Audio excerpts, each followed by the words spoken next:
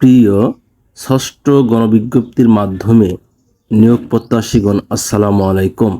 আজকে আমি একটি সুখবর নিয়ে হাজির হয়েছি, যা আপনাদের জন্য খুবই গুরুত্বপূর্ণ। বেসরকারি শিক্ষা প্রতিষ্ঠানে শিক্ষক নিয়োগের ষষ্ঠ গণবিজ্ঞপ্তি আগামী 16 জুন প্রকাশ করা হতে পারে। এদিন বিজ্ঞপ্তি প্রকাশ হলেও আবেদন শুরু হতে পারে 22 জুন থেকে। বেসরকারি শিক্ষক নিবন্ধন ও প্রত্যয়ন কর্তৃপক্ষের একটি সূত্র দ্য ডেইলি ক্যাম্পাসকে এ তথ্য নিশ্চিত করেছে।